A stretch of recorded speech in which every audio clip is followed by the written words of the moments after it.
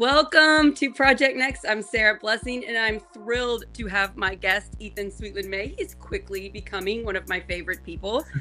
Ethan called me and was like, I think I might run for state senate against Gary Byrne. I'm like, what? And then I get to know you, and I'm like, oh my gosh, it's like I conjured you up in my mind, the perfect candidate. And then you just keep doing it, Ethan. We're not here to talk about Ethan. We're here to talk about Ethan's plans if he can get elected. And you all, we need to get this man elected to state senate in Southern Indiana. One of the things he wants to do is a tracker. He wants to make a bill, get it passed into law, where he wants to help make a database and track domestic abusers so that we can protect people. They can look it up and see, is this person I'm thinking about dating and moving in with on this domestic abuse tracking device that the state government is providing? Oh, wow, they are. Maybe this is love bombing. Maybe I shouldn't move in this quickly with this person.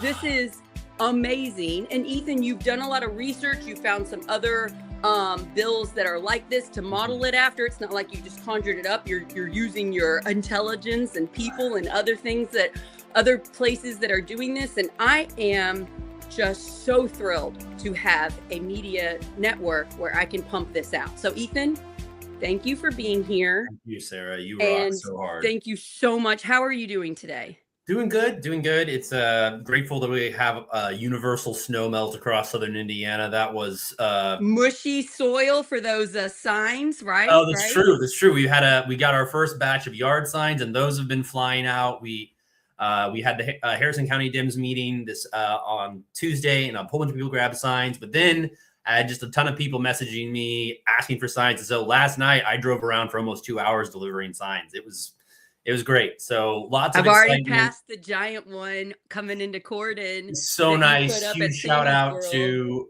Richard and Sandy Gettelfinger for letting us put that sign up there. And yeah, is really, really sweet of them to let me use that space. And yeah, and it's exciting. People are really fired up, and we're ready for more than petty culture war. We need a legislator who actually represents the needs of our community and is doing things to bring down the cost of living and keep people safe, and instead of deputizing himself to perform skirt checks at the bathroom, which is what my opponent is doing. Yeah, I want to talk about your opponent for a minute, because most of the time I tell people, I recommend, don't talk about your opponent, just talk about you.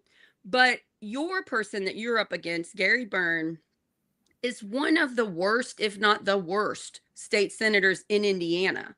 It depends on what, level of metrics you want to rate him on.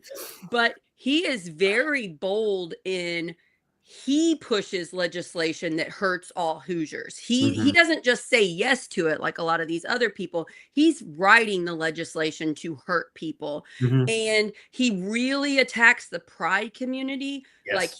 Like they are the devil. Like he is terrified of anybody in the pride community. He really goes after libraries. He wants to close the library by my house that I can see from my window, the Palmyra Library branch, the Lanesville one. We have little ones all over Harrison County, because Harrison County is a giant place and it takes a long time to go to the one library. And he wants to control what books we can read, and he wants to hurt our schools. He's trying to defund public education. I mean, we could do a 6-hour episode and not cover all of the damage Gary Byrne has done since he's been elected as our state senator. So I think in your case, everybody should let people know who is in power right now. And if we don't work to get you elected, that's going to happen again. Yeah. Right. We're just, you're going to see more of the same. And yeah, State Senator Byrne has certainly been an activist as a legislator, even from last year when he single-handedly tried to cut consent out of as a requirement for sex ed in schools across our state. And he was pressed on that by other legislators. Like, why are you doing this? Why, who are you representing that you are trying to remove consent out of sex ed for our schools?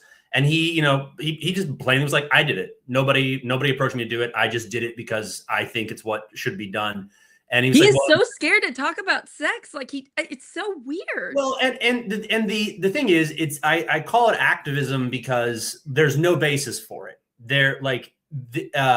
Comprehensive sex ed includes age-appropriate discussions about consent, and it has been taught across the country for many years now, and it is proven to reduce teen pregnancy. It reduces incidents of sexual assault headed into college. Like, it is a proven way to improve the safety of kids and young adults.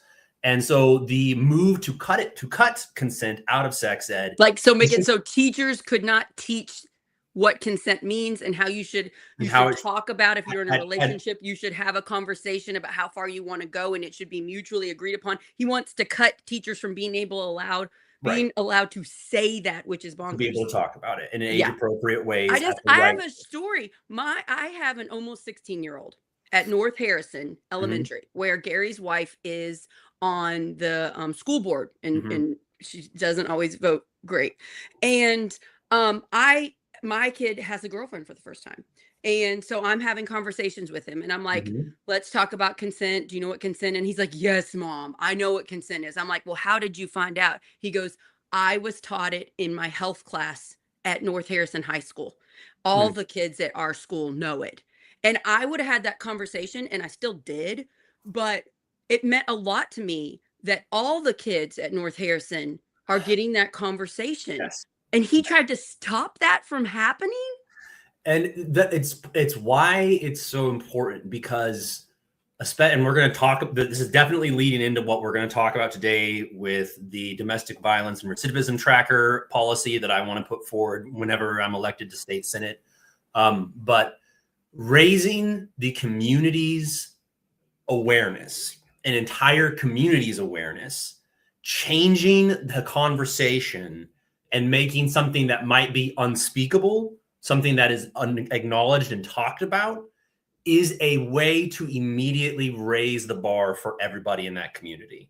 So much, especially around intimate partner stuff, around relationships, around cultures, around the culture that you have for connection and the style of connection that you saw modeled, whether it was positive or abusive growing up.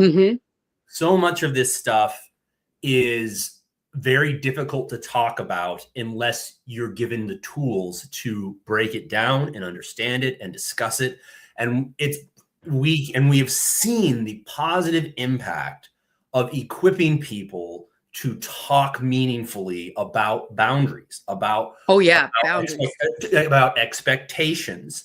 And when you have a whole community of students that together, you look at the kids around you and they look at you, and you all know the same thing. You know what it is to respect boundaries. You know the expectation is that other people have a right to say no and to stop at any time and to have autonomy over themselves, and that you're expected, if you want to be a good person, to respect that.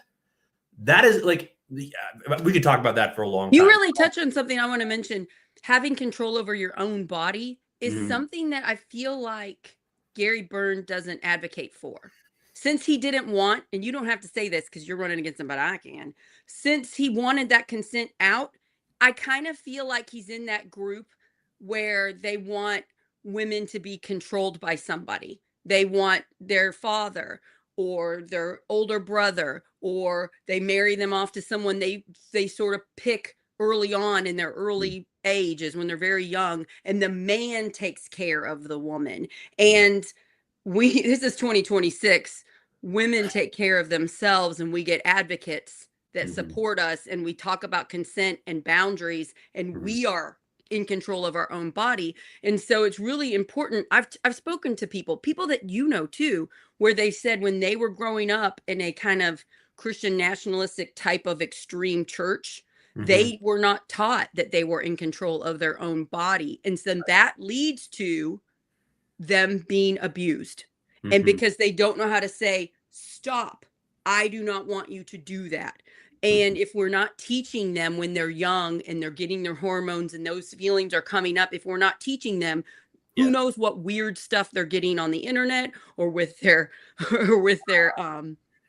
friends, if they're not hearing it from a trained teacher or you know. So yeah, I'm really glad you said that, because it does seem to be a core problem. It seems to be something we're really up against in the state house with the person you are running against. And it's really like to give It is a big shift for a lot of people who were raised in ultra conservative environments to believe that empowering people to have autonomy over themselves, empowering kids to feel comfortable expressing boundaries and to feel comfortable. It's even a big shift. This is something that is happening in a lot of families, in a lot of places, telling kids that they can say no to a hug. Right. This is a really I do basic that with my right. kids that are my 7-year-old twins. I do this. They'll Right. turn to me and say, "I don't feel like a hug right now." Right. And I'll say, "Oh, they don't feel like a hug right now, but thank you." Yes. You know. Right. Yep. And for a very long time, the purpose of a child is to make the adults feel good. Right. That is, like, children are there for the delight of the adults. Children are there to not annoy the adults. Everything is oriented towards the preferences and feelings of the adults in the room. Children should be seen and not heard. Like, this is a long history of a certain way of raising children. Not everybody, not all families, not What's that Shiny Happy People documentary? Yes. I'm thinking of that when you're talking about it, because they're very strict with their kids. Like the Duggars. Yes. Yeah, they would put like a boundary of, they would put a toy when the kid's like 6 months old outside of like a circle, and if the kid grabbed it, they'd have a switch and they'd smack them with it to teach them to behave. Like, there's some weird, messed up practices with some extreme religions that we kind of need to be aware of. And like, a lot of adults now have that trauma. They have that trauma of what it was like growing up that way, and we're trying to correct it. And I think a lot of us are doing a good job of correcting it, but it's still going on. It's still going on. And kind of getting to where we're going today, kind of tying it in, like, these kinds of shifts and the implications that they have for our communities, it could appear small, but actually getting into the psychological reasons why we do things, like why you would force a child to hug an adult that they feel uncomfortable holding, that they would feel uncomfortable hugging, and what that does psychologically, how it breaks down the sense of self and the sense of having the right to refuse unwanted touch. Yes. I say no parent. Most overwhelmingly, parents want their kids to be safe, and they want their kids to be confident. And there are all kinds of ways that we have to learn and unlearn cycles that undermine kids' safety. And so as a result, undermine adult safety, because it's the things that we learn at the most foundational level about my value, about what I can say yes, what I can say no to. These lessons are really hard to unlearn as we go on. And that goes for both people who are victimized and people who go on to abuse. And before we go into your amazing tracker, I just want to hit on something I've learned with my now good friend Rich Genzero, who I do the show From Prison to Pastor with. Fantastic. So when he was 16, he committed a violent crime and was sentenced to 14 and a half years in a maximum security prison in New York. And the reason he committed that crime was because he was sexually assaulted by several people as a young child, and he had no knowledge of how to tell his family, who would have cared and done their best to help him. He did not know what to do, and so he was full of rage, and he joined a gang. And I told this to Miranda Williams, who works with this nonprofit Reform Alliance that tries to help people that are getting out of jail. And she said, I told her that story, and she said, Sarah, that's almost all of these men's stories that are in prison that go at a young age.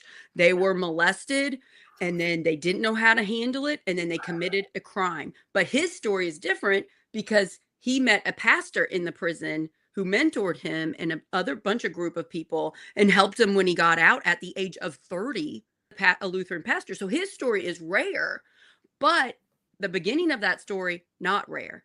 And just this conversation, just educating people and teaching our children about unwanted touch, and also making sure they feel comfortable in telling us when an adult does something that they get an icky feeling with, and that we're not going to be mad at them no matter what, can help stop this cycle, which is still awful. in our culture, it's still happening. There's so many people out there that have been abused, and if they don't get treatment for it, It's we're still having problems. it's true. It's true.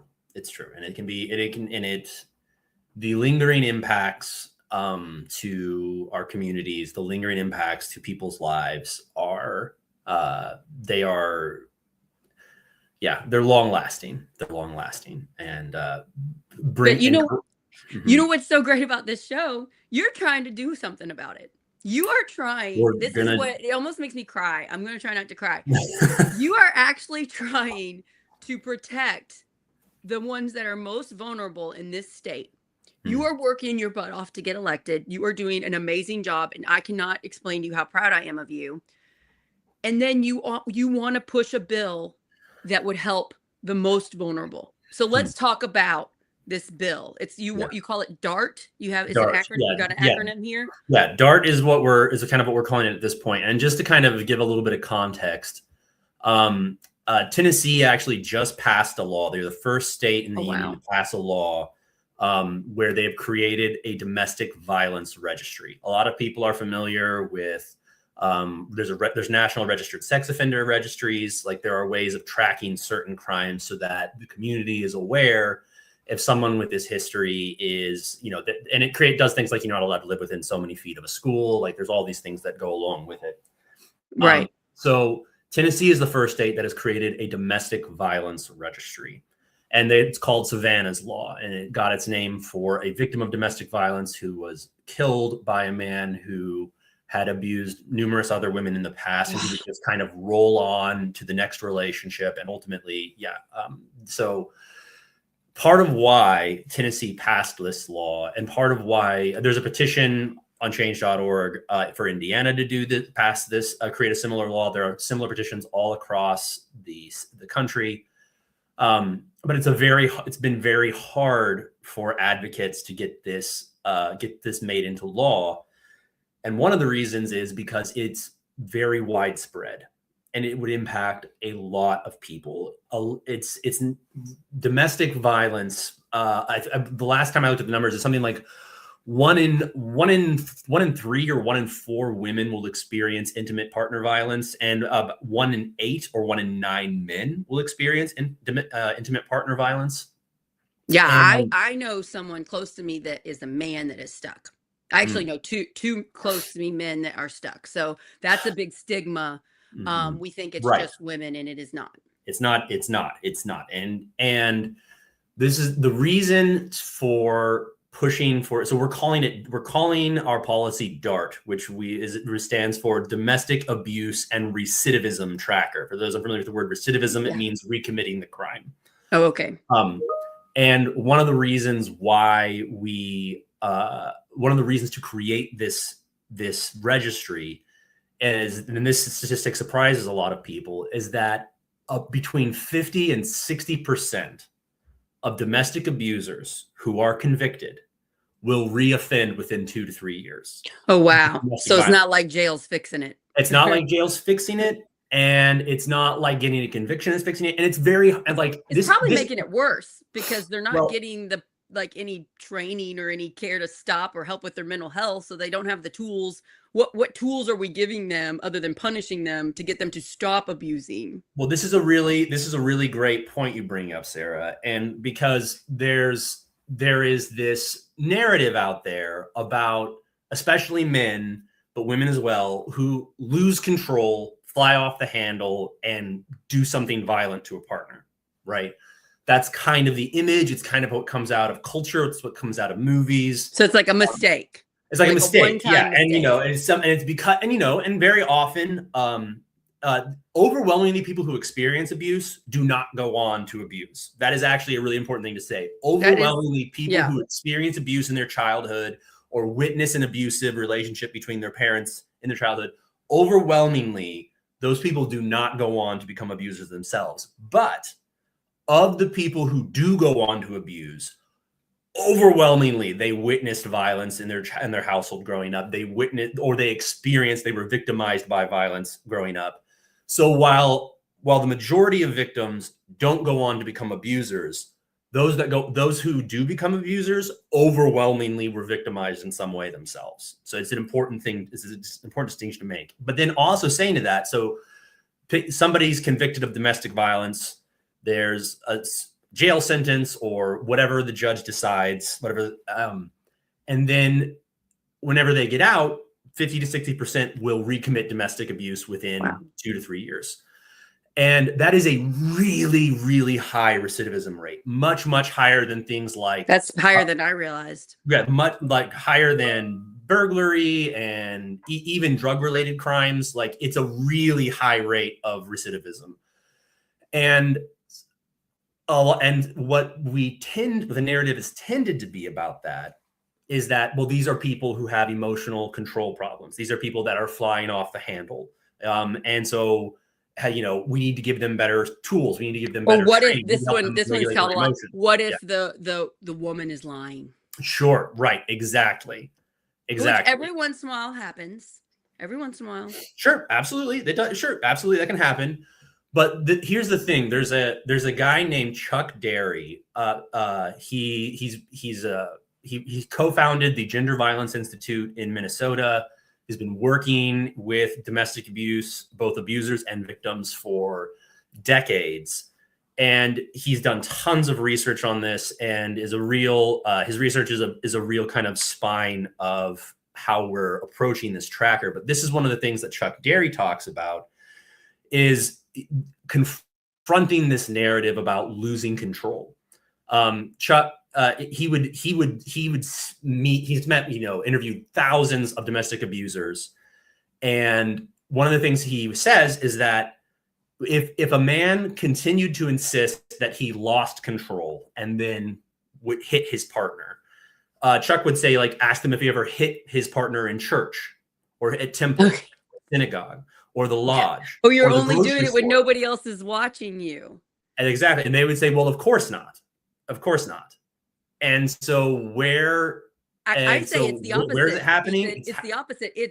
It's a way to control the partner, and it's very calculated, and it looks like a loss of control, but they've planned it, because if they couldn't plan it, they would hit him in church. They would hit him at the grocery store. And sometimes you see that happening, but for the most part, these people know when to do it. They do it in the closed doors in their house or their apartment or whatever. Yeah. Yeah. So it's actually the opposite. It's they know how to control you and blame you. Oh, you made me lose control. So that's your fault. It's like, no, I'm allowed to be myself and mess up. You're not allowed to hit me.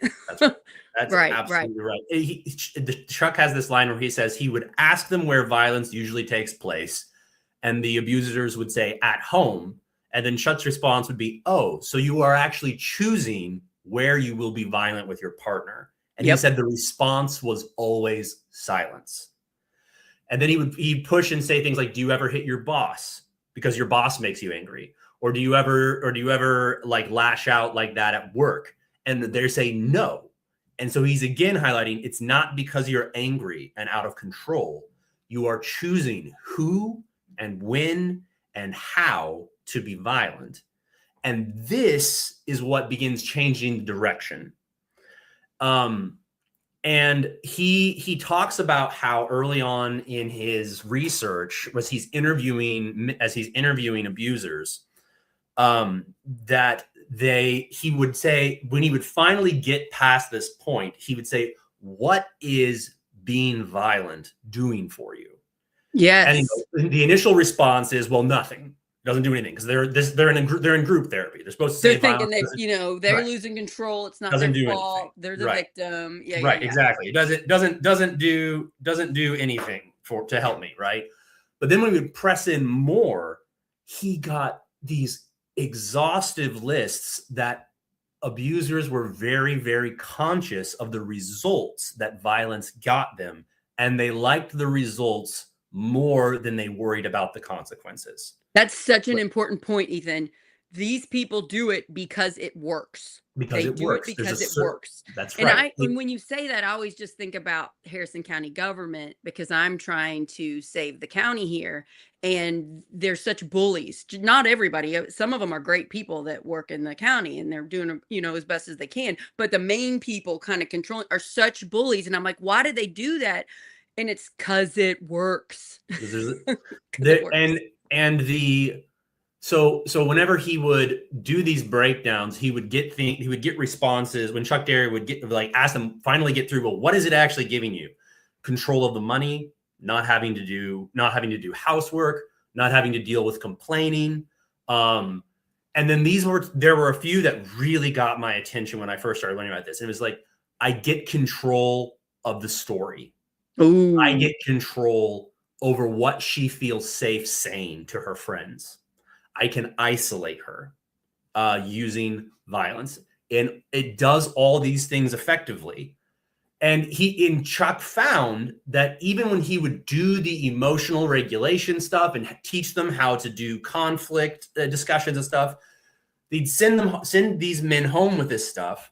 And then when they would return and he'd ask them, well, how did it go? What was the outcome? They'd say things like, well, yeah, I mean, we talked and, whatever, but it didn't work. And he's like, what do you mean it didn't work? It's like, well, she wouldn't do what I said. I didn't get what I wanted. And that's really at the heart of this, is that part of why the recidivism rate is so high for domestic abuse is because the people who are committing the abuse like the results they're getting, and they don't like the results of some other path than violence because it doesn't grant them the immediate control that they want. And that is why we want this domestic abuse and recidivism tracker. That is why we believe that this is an appropriate response for this particular crime. Yeah. Anybody watching this, if you wouldn't mind commenting, have you ever used the database that shows whether there's a sex offender in your neighborhood? Because I have. I've used it a few times. Yes. And it's kind of misleading because some of the people were like 18-year-olds that were in a relationship with some of them it's like that. It kind of differs on what the offense is, Mm-hmm. Yes. I think there's issues with that sex tracker thing personally, but it's better than nothing. And so if you think, well, who's going to use it? Just ask yourself, are you using the sex offender one? Because a lot of us do use that. So think how handy it would be. There are already networks of women who there are Facebook groups that are like, are we dating the same person? There are websites that are like dedicated to women identifying like men who serially date and cheat on lots and lots of people, or vice versa. I like that. I'm glad that we have that. But it's already organically happening. Mm-hmm. But this is very specific. This is about convicted domestic abusers. And the reason why this list, convicted of this crime, they've been charged convicted guilty of this crime. Right. We know they did this. We're Correct. Putting them on a database and letting people know what they were convicted of. Right. It's a picture. It's a name. It's the conviction. You need the picture because sometimes they use fake names. Correct. So, and the reason we're doing this, you were talking about talking to your child about consent, and they're like, Mom, we all know about consent. It's all out in the open. One of the things we're saying as we talk to people about this policy and why we want to do it is that we believe safety begins with the truth. And that goes from a little kid who knows that the truth is that they don't feel good hugging this adult right now and they don't want to do it. That truth and honoring it and honoring how they feel is part of them being safe for their whole life. Mm-hmm. So when things are broken and things are wrong, part of creating safety is creating community-wide truth about what's really happened and who's doing what. The truth sets you free. Right. The truth sets you free. That's why I do lives with Project Next. I want the truth to come out. It prevents people that have an agenda and they can't be honest from from being on the show, Mhm. because it takes a little bit of bravery to do a live. Yeah, I'm so for the truth. The truth keeps me mentally healthy, Ethan. Oh, I yeah. have to, like, you know how Taylor Swift, I love Taylor Swift, by the way. She's very open about her life, and she's really Mhm. open about how she handles all the trolls that she gets, which is a Sure. lot. I Sure. really take a lot of wisdom from how she does that, but she's very open about her life, and she puts it in her songs, and she's so powerful, and she has so much money that she can say whatever she wants, and Right. nobody can take her down. And I Right. love that about her. And I think she's a great model for all of us. Um, Uh, but that's what I'm advocating for. The truth sets you free. We have social media now. All of Mhm. us. We can Mhm. say, you know, this person looked at me and shouted this comment at me when I was walking in the street, and I'm just going to let Right. people know that Right. this person did that. Mhm. We have a better voice now, and Mhm. I wish everybody used it, because Mhm. I haven't been I haven't had domestic abuse, thankfully. I haven't been hit or anything. I'm very lucky about that. But I have had bullies go after me, and I Sure. have had bullies say fake things about me. And I Sure. just like to say the truth. And Mhm. I had to Yeah. ask Tim. I said, Tim, will you do a show and interview me about my number one bully that goes after me and acts like he's the victim, but he's the bully? Can you interview me about it so that I can let this person know they don't get away with it? Mhm. And that's my recommendation too, is you have a voice, Mhm. you're in control of your body, you're in control of what people do to you. And when people say fake things about Yeah. you, I encourage you to shine a light and say that's not true, because the truth Mhm. sets you free. And also, you don't have to be perfect. We do a lot of victim blaming, Ethan, where it's like, well, this Yes. girl did this and this and wore Yes. this short skirt and did da da da da da. It's like, I Right. don't have to be perfect to not be bullied. That's right. Right. That's right. Absolutely. Absolutely. And one of the things that so like, all that stuff, public accountability, it's all great. But one of the things that this tracker is really focused on, the same way that Chuck Derry, when he's interviewing these abusers, and it's like, well, do you hit them at church? Do you hit them at the supermarket? And it's like, well, no, I don't. I hit them where I can't be seen and where it's not public information. And a lot of times they hit them in places where you can't see. So Right, when they go to right, church, right, it's where it under their doesn't leave clothes or visible their hair or bruises. something. Yes, Right. absolutely, absolutely. And so what that is acknowledging is that this particular crime is vulnerable to public shame. It is vulnerable to being known publicly that you've done something like this.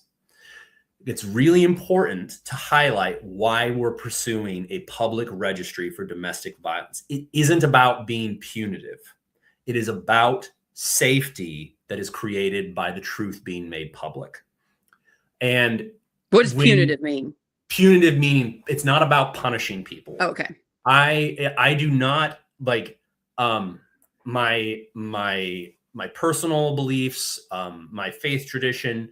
I do not believe there is a lot to be gained purely for being punitive. I think that So you're like revenge. We're not doing revenge this or for revenge. punishment We're doing or this to yeah, protect people that could be abused by these people. It's a protection, correct, not a correct. revenge thing. It's Yes. it's about Yes. protecting people, but it's also about getting at the psychological protection for people who commit abuse, who think I can do this and it won't be public information.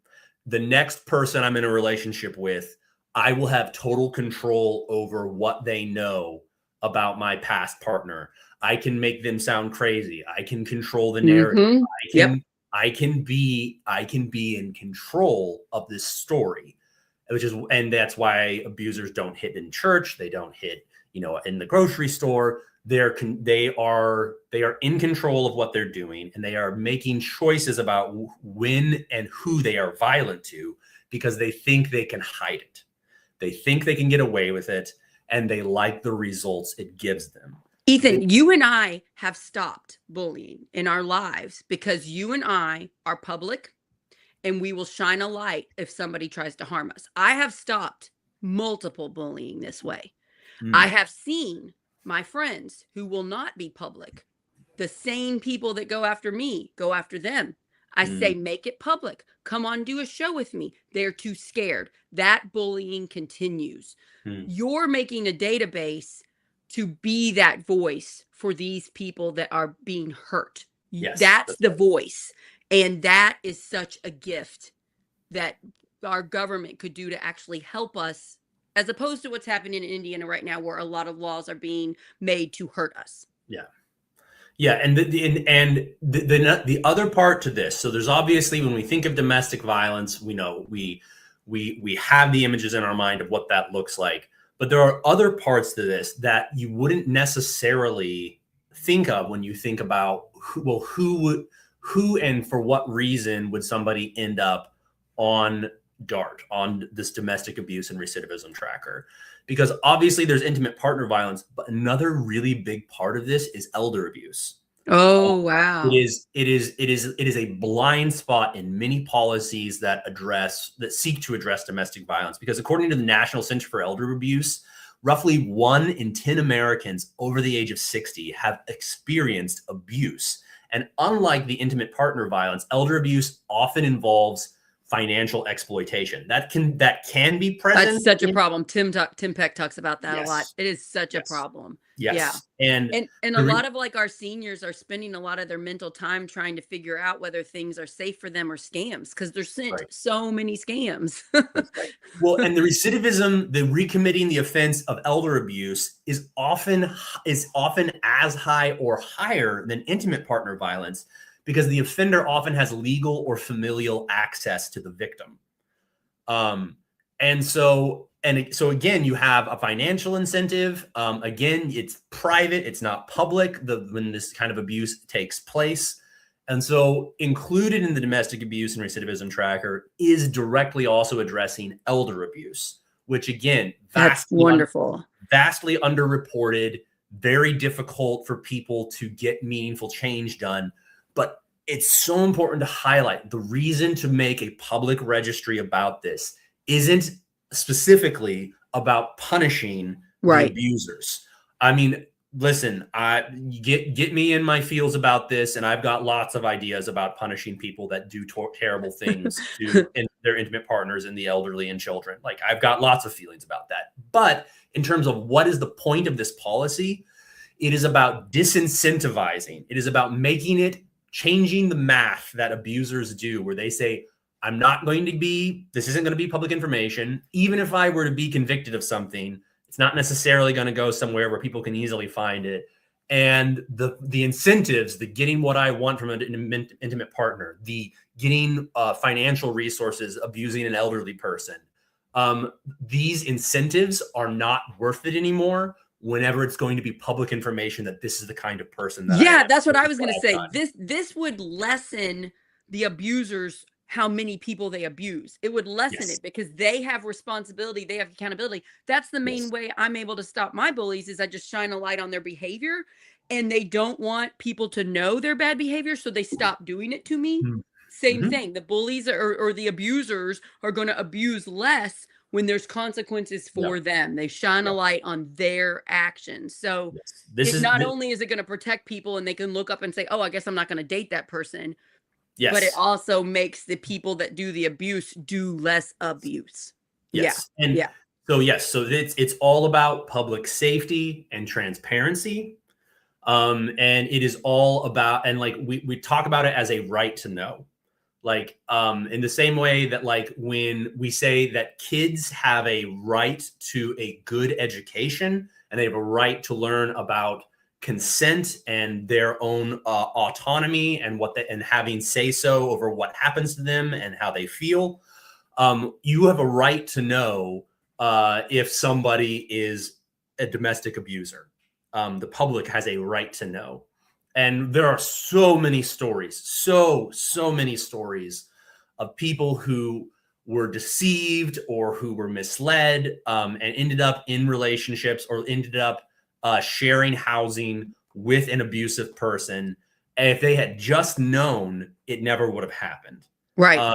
And the person who commits the violence would have been if them being publicly exposed were constantly on the line.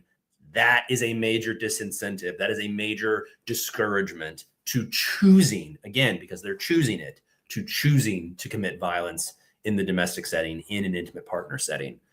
And so whenever we push this out, like the data and the accuracy of all this, like this is not like by sticking with names and pictures and the crime, and really not a lot of other information, because we don't want to empower vigilantism, which is a big concern of the ACLU. Like, the ACLU is in general kind of opposed to these kinds of registries. Oh, that's interesting. Yes, in general, the ACLU is because they're worried about it being punitive, and they are concerned about vigilantism, putting these people way to handle it, and it will help lessen abuse. That's it. That's it. And one of the really important things about this policy is that it's not just about like passing a law and then patting ourselves on the back and walking away from it. Like, we want to create a citizen advisory board with, community experts who have been involved in domestic abuse and victim advocacy. And we want to actually involve people who are already working with victims and helping them, so that we have an advisory board that can also be part of monitoring the data after we've implemented a law like this and created a registry. Because I am completely convinced that we will immediately begin to see a decrease in the number of offenses in domestic. Oh, you're so right. Because I've seen it in my real life. When you shine a light on, abusive behavior, it lessens that abuse.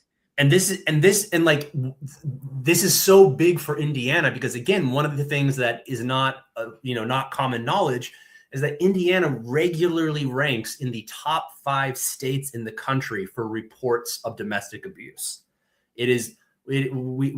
I know it's going on in Harrison County. Harrison County is a county where there's a lot of people struggling.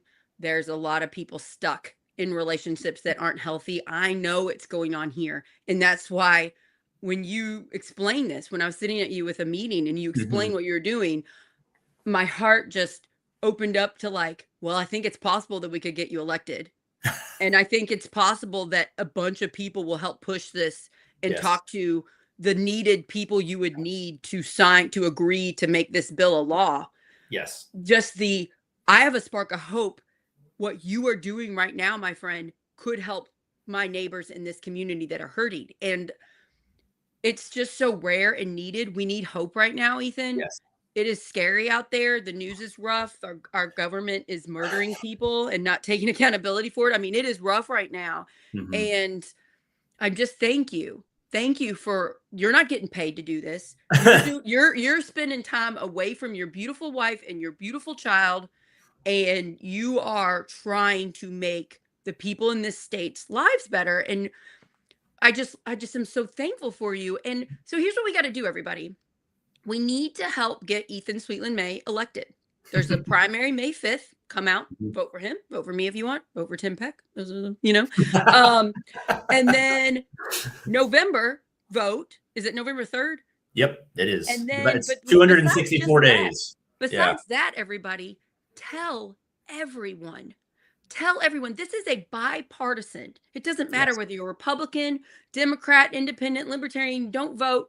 This is something most people would like to happen. Yes. We're glad we have the sex offender list. Right. Let's do this for domestic abuse. Let's do this. Right. So we can do our part. We got to get them. We got to get out the vote. We got to vote. We got to tell everybody. We have to talk about politics. That day where we don't talk about religion and politics has ended if we are going to protect our country and our freedoms. So, step 1, get Ethan elected. Let's say you win. I'm using Project Next to push this. I'm using my friends that will be elected in the state house and the state senate. I'm calling them. I'm pushing this. I'm working with Hoosier Action. I'm getting my friends that I know at Hoosier Action to push this. Everybody else is going to work on it. So it doesn't stop at getting you elected. Then we got to push the 50 state senators and the 100 state house. We got to push the majority of them to vote for it. Right? Yes. And so, and And then once it gets past what you said, we got to make sure we're doing it the best way possible so that it's not yes, about revenge, but it's about stopping the right, abuse, right. lessening it. And Sarah, I know we're kind of wrapping up here, and I just like, again, referencing Chuck Derry here. This is something that I really want to drive home about why I believe the registry is necessary. Why merely, the thing is, like, so we talk about, because again, dispelling the myth that this is about psychological, problems or trauma that is They driving. can't help it. Poor Right. them. It's just one time. Yeah. Psychological therapy is designed for people who are suffering and are victims of trauma or mental health conditions, right? It is not designed for working with perpetrators of intentional harm. I am Right. quoting Chuck Derry when I say that. Psychology is not designed for working with perpetrators of intentional harm, and it is not an effective method for creating change. And Chuck Derry says we need to attend to the intentionality of these behaviors towards women and children and others, and accept that this behavior is based on greed, selfishness, and self-interest. As a compassionate individual doing this work, how do I keep my compassion if I accept that this individual is doing these things intentionally? That is a major, when I first read that was a major reason why it changed my mind about, well, I didn't have an opinion one way or the other, but I began to think that this is something that we need to do, because this is not about wounded people that are lashing out and doing harmful things. Making one mistake. Right. This is about perpetrators of intentional harm and why they are incentivized to do it, and how we can take the incentives away. And that's why I want to create this policy, because I truly believe that it will make women and families safer in Indiana. And that is, if there is any reason to run for public office or try to make a difference, it is so that we can make people safer, and so that we can, of course, as well, help make things more affordable. But that's a conversation for... I'm putting it in the atmosphere. Let's picture the future here. Let's picture the future. We do the work, everybody. We help get Ethan elected. We help push this bill. This bill becomes a law. Can you imagine that feeling of, we're going to help people? Yes. We're going to help lessen abuse. I know Treva Hodges passed something in her own little town of Charlestown when she first got elected. It was like one of the first things she did, where she set up some type of place for when a person is not safe in their home. They can come, and there is a safe place, and there's resources, and there's things to do. And she had just set it up, and she said so far just a couple people had used it. She said was worth all her effort, all her hours of work. She helped those couple people, and I wonder how many people she's helped by now, because she's been hired. She's been elected twice now. Yes. And I'm just like, think about that. Yes. Ethan, on your rough days when you're away from your family and you're driving to some weird place to put a sign up and you're like, does any car drive past here? Like just imagine that, because this is really possible. It is. That's another thing I'm so pumped about. I understand enough about how bills get made into law and all the people that get involved. And Tony Hostetler was on the show commenting. That's a person that helps. He works with Hoosier Action. He helps push legislation. He's supporting this. Oh, well, that's a good person. I know enough of the steps to see that this is possible. So I'm really hopeful, and I would love to use Project Next to continue to help. Now, how do we get you elected, Ethan? How do you get a sign? So you're State Senate 47, District 47. Right. So look that up and see if you're in District 47. Yes. But it's Floyd, Harrison, Clark, Washington. Floyd, Washington, and Harrison. And it's most of Floyd. It's not all of Floyd. The line is really wonky. Nick Marshall has a little. He's running. Nick Marshall, District 45 has a chunk of Floyd County. But I have District 47 has the lion's share of Floyd County, and all of Harrison, and I believe all of Washington. There's maybe a very thin. Almost all of Washington. Mm-hmm. Yeah. And see, what's interesting, you all, is I'm running for State House. That's half the size of Senate, because there's 100 House and 50 Senate. And so mine is inside where Ethan's running. So I can, every place where I am trying to campaign, I can also campaign for Ethan. Half of the places you're at, you can mention me. Yeah. Absolutely. So Absolutely. you guys, if they So, want a sign, what do we do to get a so sign? please follow me on social media. I'm on Facebook. I'm on TikTok. I'm on You're Instagram. also really good at making videos, and they're very entertaining, and I always Thanks. cannot wait to see. I loved your shoveling one where you lifted it above your heart and then you fell down and you were like, "Don't lift the shovel That above is, your heart." yes, pictures are worth 1,000 words. Check out his stuff, Yeah, guys. If you thank want you. like good video content, like you're eating lunch, just go to Ethan's like TikTok or Instagram and like just look at his videos because they're fantastic. Thanks, Sarah. I appreciate that. So if you can follow me there, you can also message me there. If you'd like a sign, we just got our first batch of yard signs, and we've given out about I think like close to 40 already. Good job. I'm Through so proud these. of you. Great.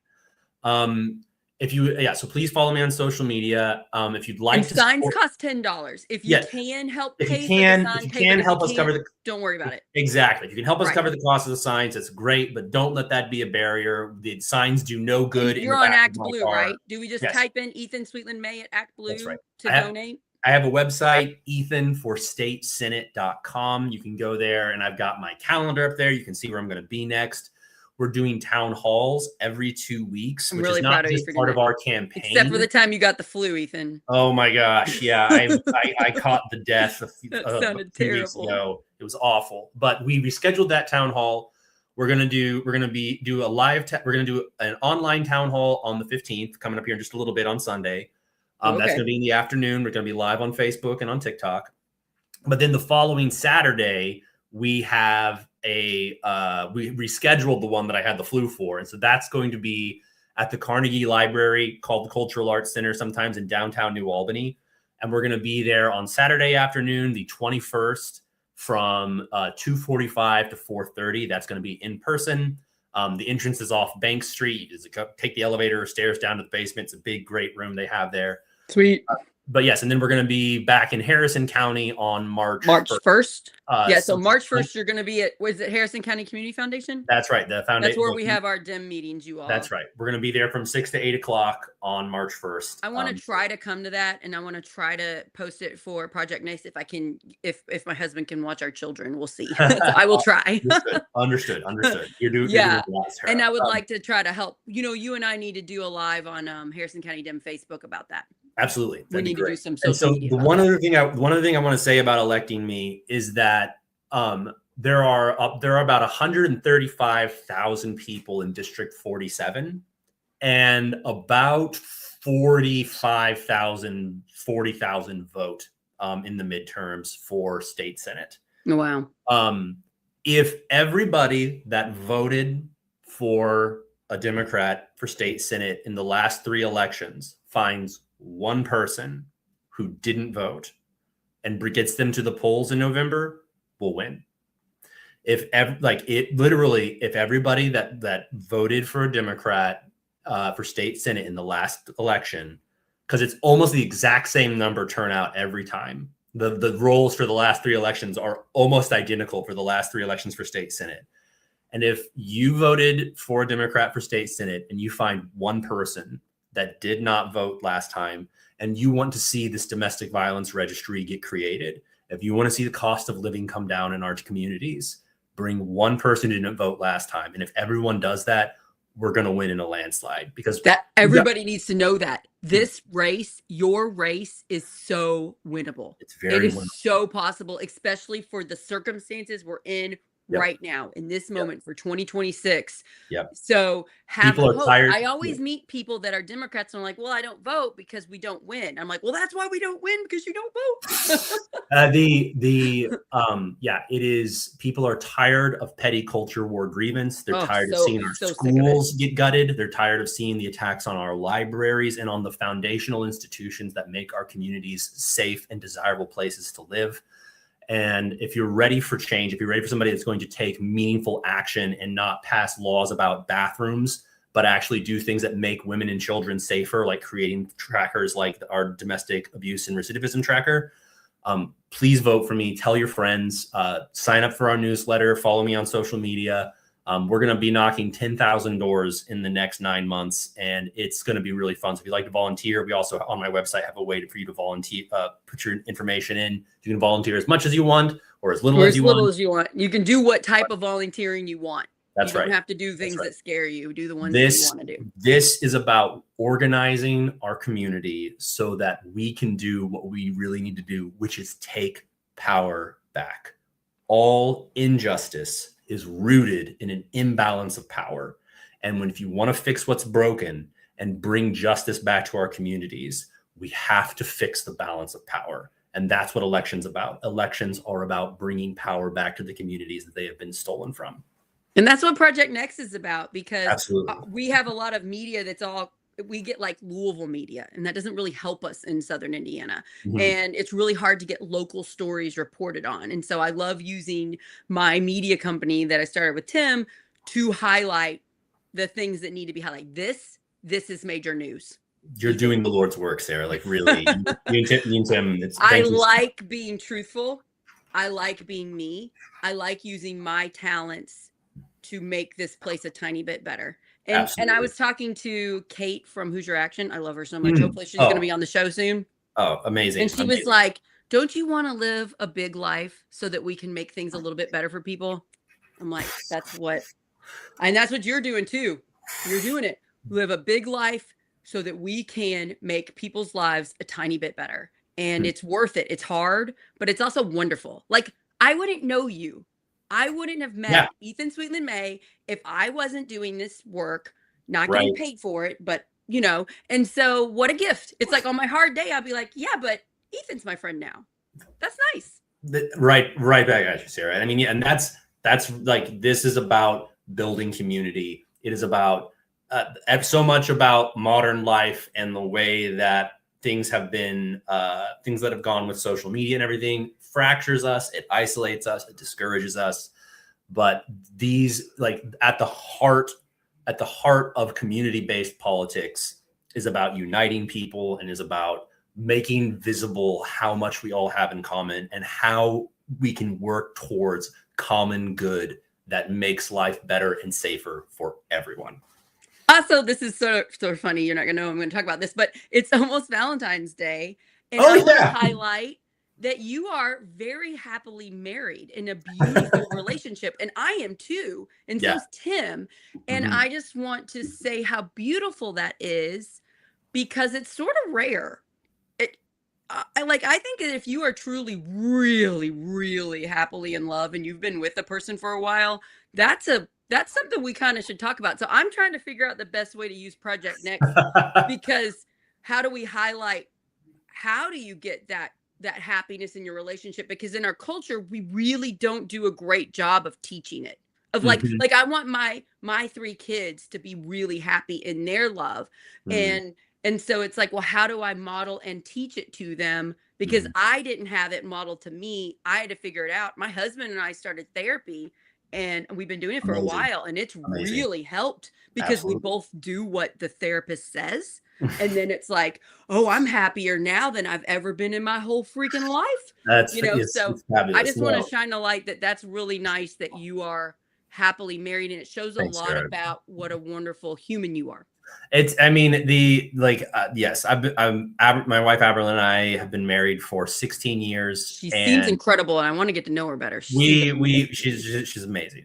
We were very young when we got married, and we've had lots of help along the way.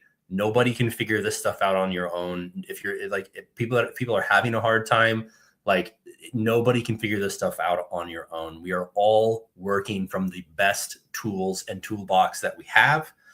And a lot of times getting better tools and getting a better understanding is all the difference. You talk about going to therapy, Sarah. Like, I've attended therapy for a long time now as well, but there have been others along the way. Gottman. We do Gottman on our therapist does Gottman. Gottman Institute is an invaluable resource. The book, The Science of Trust, changed my life, changed a lot. And I recommend following the Gottman principles for yourself, like loving yourself that much. Really helps too. I read a book where the main character did that, and I was like, oh, duh, that's a beautiful thing. Yeah. Fabulous. Yes, absolutely. Yeah. Absolutely. So, but yeah. It's so awesome. Maybe we could talk about it sometime. I would like to do a show with you about men and boys and helping them, because in our, especially on the on the far to the right culture and the Christian nationalism type culture, Mhm. men have very little allowance of showing their true self and their true Yes. feelings. So I'd like to do a show with you about it because I'm not a man. You are one that does this well. You model it well. And I think that we could maybe help some people by just like, because I worry about our children, I Mhm. worry about our boys, I worry about our Mhm. men that are Yeah. then in turn hurting our women. I worry about all of this, and I want all of us to be healthier and happier so that Yes. we're hurting fewer people. Yes, absolutely. And I mean, it really is about ending these invisible, silent cycles. Um, whether we're men or whether we're women, like It's ending so these private, it's so quiet. exactly ending these cycles that people get stuck in generationally, that encourage violence and encourage isolation and encourage self-harm. Ending these cycles is all about creating visibility, getting rid of shame, creating accountability, and inviting acceptance and love for things that have been invisible and that need to be understood and brought into the light. Just forgiving people for Yep, their own mistakes. We're so absolutely. unforgiving in this culture. Yeah, we gotta talk about it again. So I'd That'd love be to have great. you on again. That'd be I'll great. try to get your town hall. Follow Ethan Sweetland-May, everybody. Please share this episode with at least one person, especially if it's one person that lives in Senate District 47. And let's get this wonderful man elected, and then let's help push this DART program to track domestic abusers and to prevent abuse, to lessen abuse. This is That's right. so doable. We can That's do right. this. We We can can do get this. you elected, and we can push this, and we can make this a law. And then we're gonna like have a party. So much to get done, and so much to celebrate whenever we actually make I difference. really like to envision it happening. I really like to think of that moment, Awesome. like you sitting there, like realizing it happened. I really like to see that because it helps give me the energy to push. Sarah, if you have anything, and you have a lot of things, but you have energy. So My I Instagram will name take a is chapter Hyper from your book and Sarah. do some It is Hyper visualization. Sarah. Yeah, Yeah. it's awesome. Are you saying I have energy? What are you talking about? Yes, that is true. It's fabulous. It's fabulous. And I'm It going to really use is. it to help you get elected, my friend. Thank you so So much, Sarah. thank you for everything you're doing. Give your wife a big hug for me. Tell her that I love her. I love her photography. I like it Oh, when she posts pictures on her Instagram stories. They make me happy. Just throwing that out there. Everybody, thank you so much for listening to this episode. It's really been helpful for my mental health. Let's push this out. Let's get Ethan elected. Let's save Indiana. There's so many people pushing Indiana forward, pushing Indiana to get better, to demand better. And if we can vote for these people and highlight the other people organizing good stuff, we can make this state better. It is possible. I hope you have a great day. I know that you're super busy. Thanks for making so much time. no, thank you so much, Sarah. This is fabulous. I can't wait to do it again sometime. And Oh, and yeah, I think, we'll are you going to the Mardi Gras thing on Tuesday? Isn't there a Mardi Gras I thing? am not. I wish I could, but Darn, no, I'm I've gonna see. I've But got you're work. going to be at the gala, the February Gonna be 28th at yes. gala. Well, I'll be at the I'll Harrison see you at County the Dims gala. Gala. Absolutely. Yeah. I'll see you there if I don't see you soon. It does make it better when I'm going to all these events. I get to see my friends. That's nice. So yeah. Absolutely. Good luck campaigning. You guys Thank support Ethan. He's on Act Blue, Ethan Sweetland-May, and tell people about him, and let's save Indiana. Save Indiana. Bye everybody. Love you guys. Thanks so much, Sarah. Happy Valentine's Happy Day. I hope Valentine's Day. everybody has love. And I love you. I love you. Bye guys.